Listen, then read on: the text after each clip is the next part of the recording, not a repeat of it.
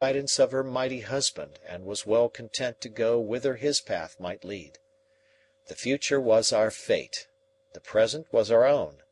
We passed it in goodly comradeship and gentle merriment.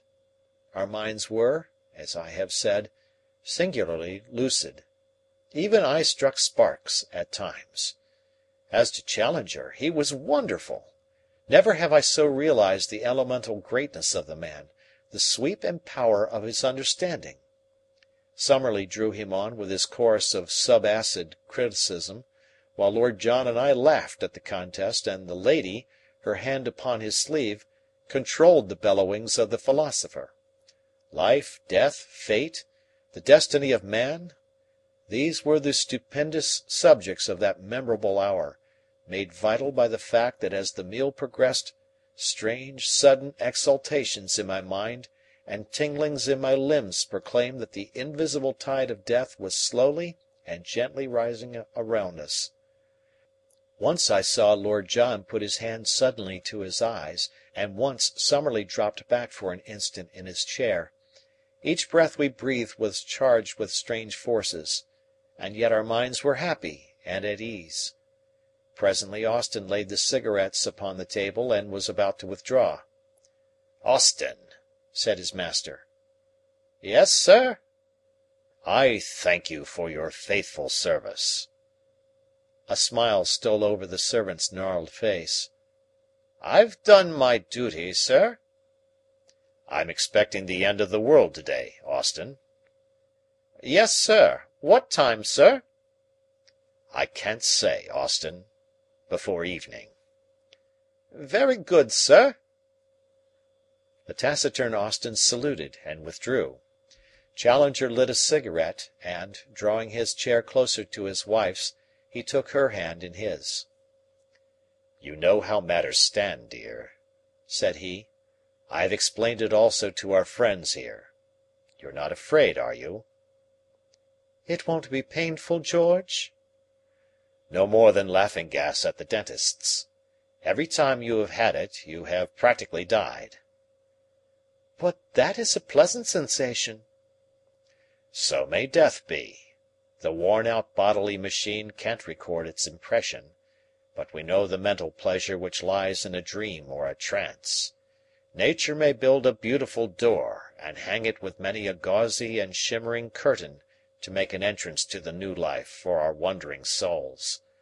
In all my probings of the actual, I have always found wisdom and kindness at the core, and if ever the frightened mortal needs tenderness, it is surely as he makes the passage perilous from life to life. No, Summerlee, I will have none of your materialism, for I, at least, am too great a thing to end in mere physical constituents, a packet of salts and 3 bucketfuls of water. Here, here," and he beat his great head with his huge hairy fist, "there is something which uses matter, but is not of it, something which might destroy death, but which death can never destroy." "Talkin' of death," said Lord John, "I'm a Christian of sorts, but it seems to me there was something mighty natural in those ancestors of ours who were buried with their axes and bows and arrows and the like, same as if they were livin' on just the way as they had used to. I don't know," he added, looking round the table in a shamefaced way, "that I wouldn't feel more homely myself if I was put away with my old 450 Express, and the fowlin' piece, the shorter one with the rubbered stock, and a clip or two of cartridges. Just a fool's fancy, of course, but there it is. How does it strike you, Herr Professor?" "Well," said Summerlee, "since you ask my opinion, it strikes me as an indefensible throwback to the Stone Age or before it. I am of the 20th century myself, and would wish to die like a reasonable civilized man. I don't know that I am more afraid of death than the rest of you, for I am an oldish man, and come what may, I can't have very much longer to live. But it is all against my nature to sit waiting without a struggle, like a sheep for the butcher. It is quite certain, Challenger, that there is nothing we can do?" "To save us, nothing," said Challenger. To prolong our lives a few hours and thus to see the evolution of this mighty tragedy before we are actually involved in it. That may prove to be within my powers. I have taken certain steps." "The oxygen?" "Exactly. The oxygen." "But what can oxygen effect in the face of a poisoning of the ether? There is not a greater difference in quality between a brickbat and a gas than there is between oxygen and ether. They are different planes of matter. They cannot impinge upon one another. Come, Challenger, you could not defend such a proposition."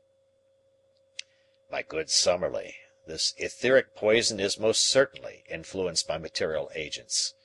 We see it in the methods and distribution of the outbreak. We should not a priori have expected it, but it is undoubtedly a fact. Hence I am strongly of opinion that a gas like oxygen, which increases the vitality and the resisting power of the body, would be extremely likely to delay the action of what you have so happily named the daturon. It may be that I am mistaken, but I have every confidence in the correctness of my reasoning." "Well," said Lord John, "if we've got to sit sucking at those tubes like so many babies with their bottles, I'm not taking any." "There will be no need for that," Challenger answered. "We have made arrangements. It is to my wife that you chiefly owe it, that her boudoir shall be made as airtight as is practicable, with matting and varnished paper." "Good heavens, Challenger, you don't suppose you can keep out ether with varnished paper?" "Really, my worthy friend, you are a trifle perverse in missing the point. It is not to keep out the ether that we have gone to such trouble. It is to keep in the oxygen. I trust that if we can ensure an atmosphere hyperoxygenated to a certain point, we may be able to retain our senses. I had 2 tubes of the gas, and you have brought me 3 more.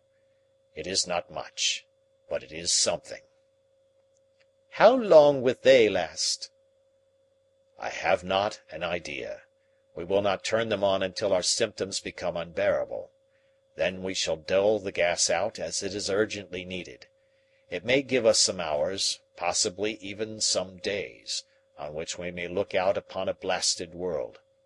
Our own fate is delayed to that extent, and we will have the very singular experience, we 5, of being in all probability the absolute rear guard of the human race upon its march into the unknown.